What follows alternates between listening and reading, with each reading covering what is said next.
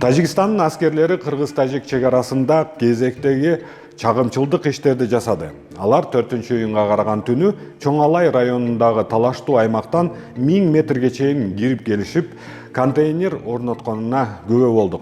А биздин эсибизден апрелдин аягында чегарада болуп өткөн кандуу окуялар дагы эле өчө элек. Биздин команда чегара окуялары тууралуу өзүбүздүн иликтөөбүздү жүргүздүк. Кененирээк ушул чыгарылыштан көрө аласыз. Кимдер биринчи ок чыгарган? Жат! НАСАнын картасы кыргыз айылдары гана өртөнүп жаткандыгын көрсөтүүдө. Акыркы жылдары Тажикстандын октарыга сактаган каражаты 100 миллиондон ашык долларды чапчыйт. Чыр-чатактан мурда Тажикстанга курал жарак ташуу менен байланышы бар жүк ташыган самолет учуп келген.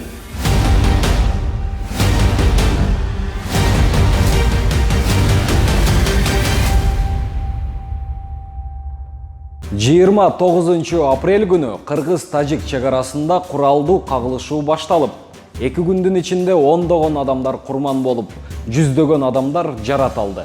Мындан башка жүздөн ашык турак-жай өрттөнүп, 10 миңдеген тургундар үйлөрүн таштап кетүүгө мажбур болушту. Чыр-чатакты ким баштады, эмнеден улам келип чыкты жана кайсыл жерде болду? Кайсынысы чында, кайсынысы жалган деген көптөгөн суроолор туулат. Темиров Лайф акыркы 1 ай ичинде даярдаган иликтөөсүн жарыялайт. Биз суроолорго жооп беребиз жана ошол эле учурда суроо менен кайрылабыз. Кайсыл тарап биринчилерден болуп ок чыгарган?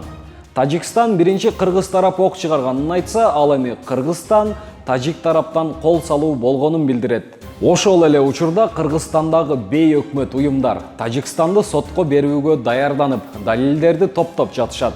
Биз видеолорду жана ырастоолорду көрүп чыгып, текшерүү жүргүздүк. Кеттик анда. Кыргызстандын чегара кызматынын расмий маалыматына караганда, ок атышуу 29 апрель күнү саат күндүзгү 1-лер чамасында головной суу бөлүштүрүүчү жайында башталган. Чыр-чатактын башталышын ырастаган бир нече видеолор бар. Келиңиздер, алардын ар бирине токтолуп кененирээк карап чыгалы. Тажикстандын Азия Плюс басылмасы «Начало конфликта» деген аталыштагы видеону жарыялады. Анда Хаджайлоо айылынын тургундары жана чегарачылары кыргыз аскерлеринин куралдуу кол салуусунан улам качууга мажбур болгонун субтитр аркылуу баяндашат. Видеонун автору алар кыймылдаган сайын кыргыз тарап ок атып жатканын жазган. Чынында эле окуя головной суу бөлүштүрүү жайында болуп өткөн. Мына бул видеодогу тоо. А бул ошол эле тоонун Google Earth программасындагы көрүнүшү. Айырмасы бар. Бирок бул Google Earth жана мында бар эле чыныгы көрүнүшкө төп келбейт. Маңдайда 2 аска жайгашкан. Муну биз головной суу бөлүштүрүүчү жайынын сүрөтүнөн да көрө алабыз. Бул адамдар жашынып турган үй. А бул видеодогу ажаткананын көлөкөсү. Демек окуя чынында эле головнойдо болгон. Хаджайлоо айылы головной суу бөлүштүрүүчү аймагынан 400 метрге жетпеген аралыкта жайгашкан. Бул жерге чегарачылар окоп казып, застава жасап алышкан. Эми убакытты аныктайлы. Бул электр мамысы. Камера Ворух жана Аксай капчыгайлары тарапка багытталган. Google Earth картасынан ушундай эле абалды табалы. Столбадан түшкөн көлөкөнүн бурчу күндүзгү 1-лер чамасын көрсөтөт. Демек расмий маалыматтарга дал келет. А бул видео башка ракурстан тартылган. Аны кыргыз чегарачылары дүрбүнүн жардамы менен тартып алышкан. Видеодо даракты жана анын көлөкө бурчун көрө алабыз. Бул дагы мурунку видеого дал келет. Башкача айтканда, булар бир эле учурда тартылган кадрлар. Бул учурда кыргыз тарапта эмнелер болгон? Бул видеодо тажиктер головной суу бөлүштүрүүчү жайына кирип келишкен. Кыргыз тараптан эч ким жок. Кыргыз чегарачылары жөн гана кырдаалга байкоо салып турат. Бир убакта ок атуулар башталып кетет. Октор кыргыз аскерлери тарапка атылып атканын уга алабыз. Атып атат.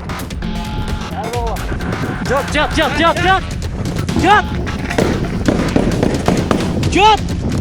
Тажик тараптан ок атууну байкаган офицер жооп кайтаруу максатында ок чыгарууга буйрук бергенин көрө алабыз. Миномат уруп атат.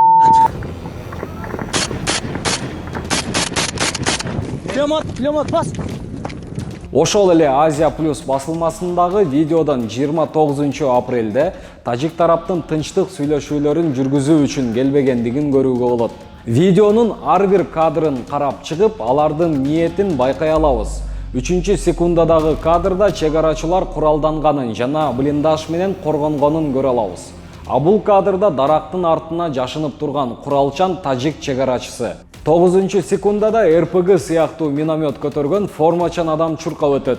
Анын артынан кандайдыр бир узун предмет көтөргөн жарандык кийимдеги адамдарды көрө алабыз. Башка кадрлардан бул предметти деталдуу карап көрүп, анын аңчылык курал экенине ынанууга болот.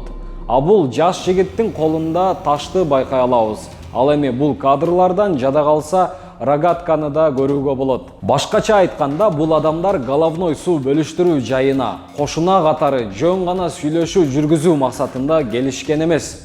РПГ кармаган аскер формасындагы адам дагы буга далил. Темиров Live командасы ачык булактардагы видеолорду салыштырып көрүп, эки тараптын жергиликтүү тургундары жана чегарачылары головной суу бөлүштүрүү жайында атайын 2 рет 28-29 апрель күндөрү конфликтке барышканын жана биринчилерден болуп тажик тарап ок чыгарган деген жыйынтыкка келдик. Буга чейин жергиликтүү тургундар өздөрү чечишип алышчу. Бул жолу курал колдонууга өтүшкөн. Из видеороликов, снятых в первые дни, мы видим, что конфликт на границе начала кыргызская сторона. Эми аскердик аракеттерди карап чыгалы. Тажикстан соц тармактарга бул видеону Коджайлоо чегара заставасын алуудагы кадрлар деп пропаганда кылууда. Биз бул аймактагы окуя Көкташ айылында болуп өткөнүн аныктай алдык.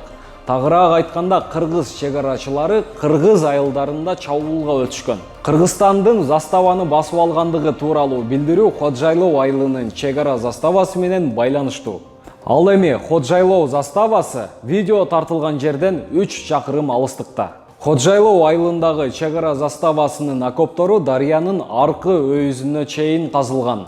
Аларды Азия Плюс басылмасынын видеосунан көрдүк. Кийинчерээк тажик бийлиги алардын заставасын кимдир бирөө басып алганын расмий түрдө четке какты.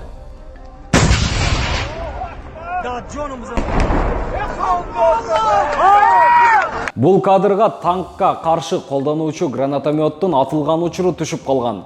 РПГнын огу 400 метр аралыкка чейин эле жеткендиктен, бул жерде атылган ок достук чегара заставасына жетпейт. Мындан улам алар атайын эле үйлөрдү аткылап жатышканын аныктоого болот. Расмий маалыматтар боюнча 29 апрелде тажик аскерлери 5 чегара заставасына чабуул жасаган. Бул заставанын жаңжалдан кийинки көрүнүшү. Бул видео тажик аскерлеринин Кыргызстандын аймагына басып киргендигинин ачык далили. Биз аймакты жана убакытты аныктай алдык. Жада калса жергиликтүү тургундар ошол жерден видео тартып бизге салышкан. Бияк максат мынаны пасчагы максат. Ошол жерде полный позициясын ээлеген батальон. Бул видео 1-май күнү тартылып алынган. Спутник картасынан 29-30 апрель күндөрү бул аймакта күн ачык болгонун көрө алабыз. 1-май күнү гана асманда булуттар пайда боло баштаган. Жана видеодогу булуттарга дал келет. Тагыраагы 1-май күнү бул пунктту тажик аскерлери ээлеп турган.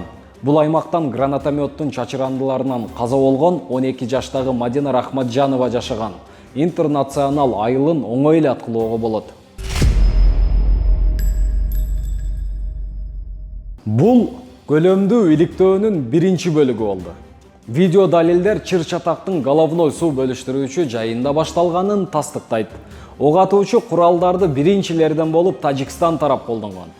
Тажик аскерлери жаңжалды баштоо менен чектелбестен Кыргызстандын чегара заставасына жана айылдарына чабуул жасаган. НАСАнын спутниктери 29-30 апрель күндөрү Кыргыз-Тажик чегарасынын аймагында ири өрт чыккандыгын байкады. Темиров Live командасы Белинкет менен биргеликте бул сүрөттөрдү карап чыгып, өрт чыккан аймактын координаттарын аныктады. Спутник ири өрттөрдү болжол менен кечки саат 9-дарда байкаган. Координаттар аркылуу өрт чыккан аймак чегарада жайгашкан Максат айылы экенин аныктай алдык. Мынакей, анын чыр-чатакка чейинки жана андан кийинки абалын салыштырып көрүңүз. Биринчилерден болуп өрттөнгөн объекттердин бири мектеп экенин көрө алабыз. Кийинчерээк окуяга күбө болгондор журналисттерге мектепти миномет менен атышканын айтышты.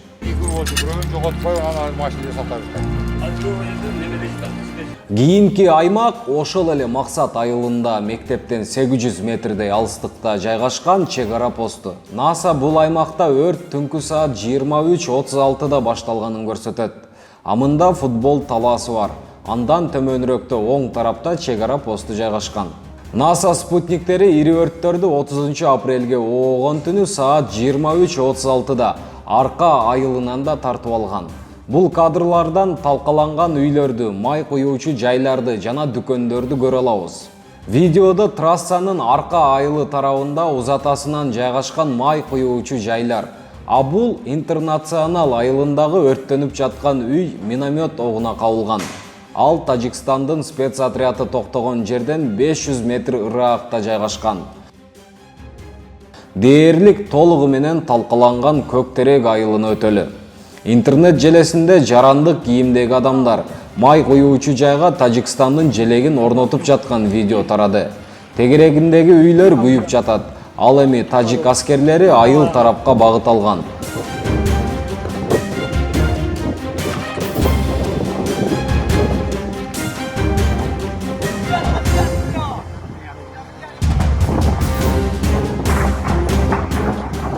Бул аймактагы өрттү спутник 29 апрель күнү саат түнкү 11лерде көрсөткөн. Кийинки жолу жарандык кийимдеги адамдар Тажикстандын байрагын Кыргызстандын аймагындагы Борбордук айылына орноткон. Борбордук. Байраки Тажикстан. Бул аймакта дагы үйлөр 29 апрелде түнкү саат 11:30 өрттөнө баштаган. А бул Ворух анклавы менен чек аралаш жайгашкан Аксай айылы. НАСАнын спутниктеринен алынган маалыматтар боюнча мындагы үйлөр 30 апрелге оогон түнү түнкү саат 12лерде өрттөнө баштаган. Өрттөнгөн бул үй Ворух анклавына кире берген жерден 200 метр алыстыкта жайгашкан. Кыргызстандын эң алыс айылдарынын бири болгон Тажикстандын Исфара шаарына жакын жайгашкан Достук айылына кайрылып көрөлү. Көрүп турганыңыздардай, бул айылда да жабыркаган үйлөр бар. Бул үйдү гранатомет менен атышкан. Азыр үйлөрдүн урандылары гана калды. А бул чек ара заставасынын кадрлары.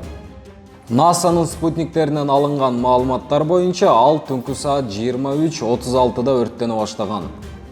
Арка жана Максат айылдары 1 майда түнү менен өрттөнүп жатты. Баса 30 апрелден 1 майга караган түнү НАСА дагы бир нече өрттү сүрөткө тартып алган. Биз аларды текшерип чыгып, өрттөнгөн аймак Кыргыз-Тажик чек арасында жайгашпаганын аныктадык. Алардын бири Фергана облусунда, а кийинки пункт Өзбекстандын Бековат шаарында катталган. Мунун баарын НАСАнын өрттөнүүлөрдү каттаган спутник картасы апрель айынын аягында Баткен окуясына карата көрсөтүп жатат. Эскерте кетсем, Кыргыз-Тажик чек арасындагы куралдуу кагылышууда Кыргыз айылдарындагы 136 үй жана 84 мамлекеттик объектилер өрттөнгөн. Азыркы учурда жабыркаган тургундар туугандарыныкында же Кыргызстандын өзгөчө кырдаалдар министрлиги тарабынан бөлүнгөн мобилдик үйлөрдө жана палаткаларда жашоого аргасыз. Алдыда Куджантка учуп келген самолет. Эки өлкөнүн курал жаракка сарптаган чыгымдары тууралуу сөз кылабыз. Кыргызстан менен Тажикстан курал жарак үчүн канча акча сарптаганын билесизби? Расмий маалыматтар боюнча Тажикстан былтыркы жылы эле 2,5 миллион доллардык ок-дары сатып алган. Ал эми Кыргызстан ок-дары үчүн бир дагы доллар жумшаган эмес. Башкача айтканда, бир дагы курал жарак, граната, айтор, таптакыр эч нерсе сатып алган эмес. Бүгүн биз сиздер менен биргеликте бул эки өлкөнүн армиясынын кубаттуулугун салыштырабыз.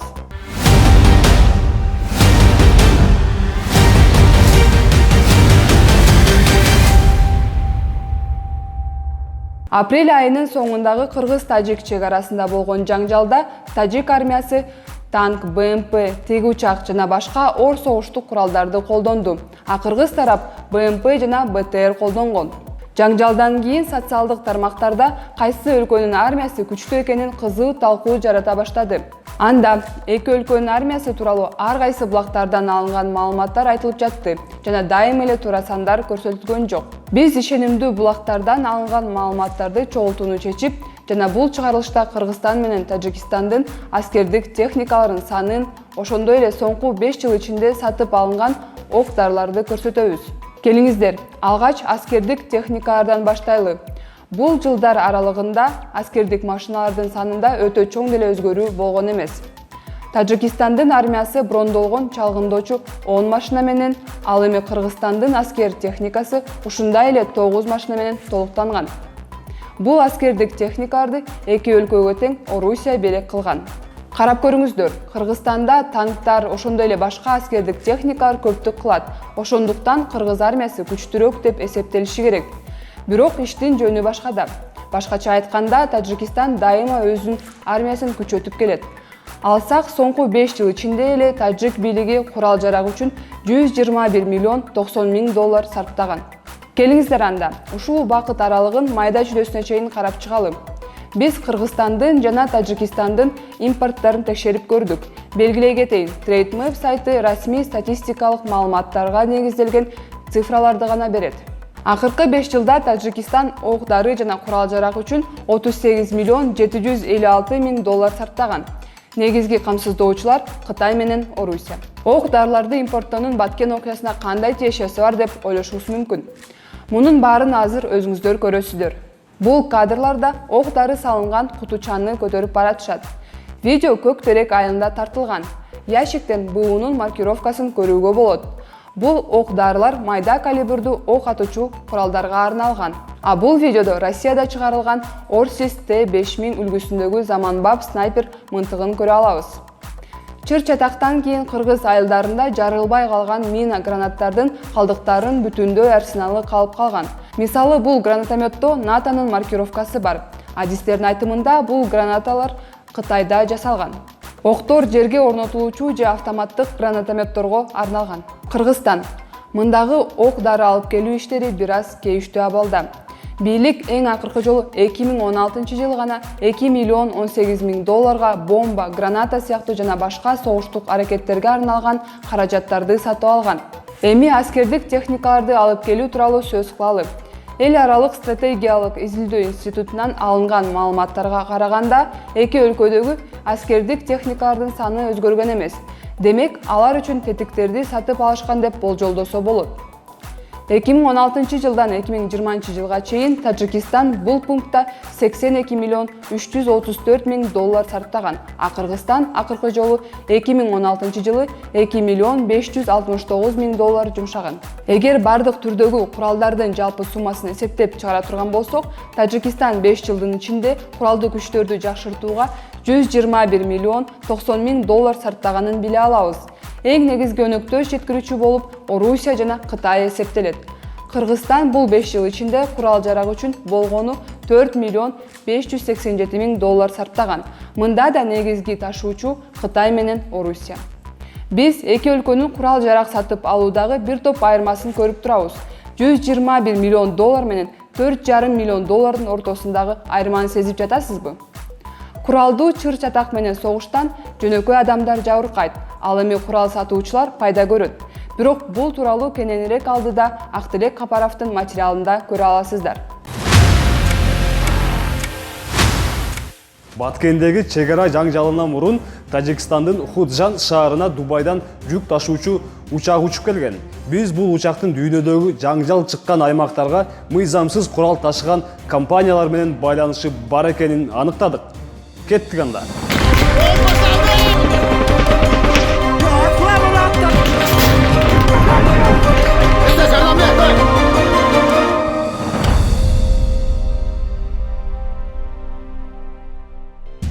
Таң калыштуу дал келүүлөр чыр-чатактан бир күн мурун башталат. 27 апрель күнү саат 15:30 чамасында көз жаздымда калган бир окуя болуп өтөт. Тагыраагы Худжан шаарына Асман ханышасы учуп келет. Boeing 747 лайнерин учак сүйүүчүлөрү ушундай аташат. Мындай көлөмдүү учактын майда шаарларга учуп келиши өзгөчө бир окуя. Бирок бул учак Хужантка эч кандай ызы чуусуз учуп келген. Анда бул эмне болгон учак? Учуулардын таржымалына токтолсок, учактын каттамы Хужантка тийиштүү эмес. Борттун негизги каттамдары Бишкек, Макао, Эр-Рияд жана Карачи шаарлары менен байланышкан. Учак Худжант шаарында 12 саат болуп, андан кийин Бишкекке сапар алган. 28 апрель күнү головной суу бөлүштүрүү жайында кагылышуу башталат. Ал эми бир күн мурун чек арада жайгашкан Худжант шаарына көлөмдүү жүк ташуучу учак учуп келет. Келгиле, учактын Тажикстанга кандай жүк жеткирүү мүмкүн экенин талоого аракет кылып көрөлү. Самолеттун номери IX-47001 жана ал Аэростан компаниясына таандык. Компания Кыргызстанда катталган жана чет өлкөлүк катышууга ээ. 2020 жылдын 6 октябрында аталган фирманын жетекчилигине Накви Саед Камран Мехди Раза деген адам кошулат. Анын кыргызстандык компанияга кайдан жана эмне үчүн кызыгуу артканы суроо жаратпай койбойт. Бул Пакистандын телеканалындагы Swiss One Group компаниясы тууралуу чыгарылыш. Көрүнүп тургандай, алар учак аркылуу жүк ташуудан тышкары автомат, танк, вертолет, дрон, истребитель сыяктуу согуштук курал-жарактарды да жардамалап жатышат. Интервью берип жаткан Swiss One тобунун жетекчиси Саед Ирфан Ахмед. Анын жанында Аэростан компаниясынын жетекчилеринин бири Камран Накви турат. Кыргызстандык компаниянын жаңы жетекчиси дагы Swiss One башкаруу тобуна кирет. А бул болсо Александр Горюнов. Ал дагы аталган башкаруу топтун мүчөсү. Мында ал Пакистанга арналган орусиялык аскер өнөр жайынын продукциясы жөнүндө айтып жатат. И продукцию российских производителей ВПК для Пакистана, для его обороноспособности. Поэтому я думаю, что дорожка налаживается. Мындан тышкары, аталган топтун жарнамаларынын арасынан Аэростан авиакомпаниясынын лайнерине куюп койгондо окшош учактын сүрөтүн көрүүгө болот. Стоп! Орусиялык аскердик өнөр жай комплекси, танктар, автоматтар, Пакистан. Андан ары эмне? Ары жагы андан да кызыктуу. Курал сатуучулардын Африкада издерин, учактардын таржымалын Казакстан, Молдова, Армения жана Украиналык авиакомпанияларды Тажикстан менен Пакистандын курал сатуу алуу тууралуу макулдашуусун алдыда көрө аласыздар. Казакстанга токтолуп көрөлү. 2020 жылы Казакстан Ливияга курал ташууга шектелген Azi Air, Sigma Airlines жана Genis Air компанияларынын сертификаттарын токтоткон. Ал эми 23 сентябрда Казак бийлиги самолетторду каттоого жаңы эрежелерди киргизүү тууралуу чечим кабыл алат. Биздин өлкөнүн имиджин чыр-чатак чыккан аймактарга же Бириккен Улуттар Уюмунун Коопсуздук Кеңешинин санкциялары жарыяланган өлкөлөргө курал-жарак жана аскердик техникаларды жеткирүү боюнча көмүскө схемаларга тартылган чет өлкөлүк кара ниет авиакомпаниялардын аракеттеринен сактап калуу үчүн жүктөрдү ташуу жана аларды соңку көзөмөлгө алууга арналган каттоонун кошумча шарттары иштелип чыкты. Аталган 3 компанияга тең буунун Коопсуздук Кеңешинин санкциялары жарыяланган. Чечим кабыл алынаары менен Кыргызстандык Аэростан компаниясынын жетекчиси алмашып, жаңы учактар пайда болот. Мурда бул лайнерлер санкцияга кабылган Sigma Airlines компаниясынын желеги менен учушчу. Санкциядан кийин Аэростанга IX-47001 жана IX-3002 номериндеги кара жолтой боингтер өтөт.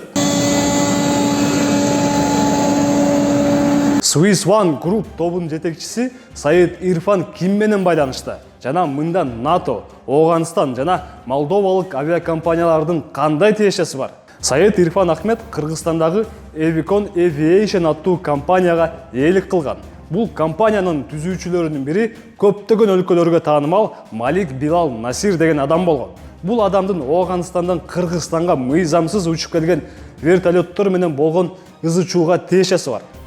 Малик Билал Насир авиация чөйрөсүндө бир топ эле белгилүү адам. Тергөөдөн алынган маалыматтарга ылайык, ал 1973 жылы Пакистанда туулган. Бир нече өлкөнүн жараны, учурда Орусиянын Можайск шаарында жашайт. Мурда соттолгон эмес. Мындан тышкары Кыргыз, Молдовия өлкөлөрүнүн паспорттарына жана Бириккен Араб Эмиратынын резиденциялык визасына ээ.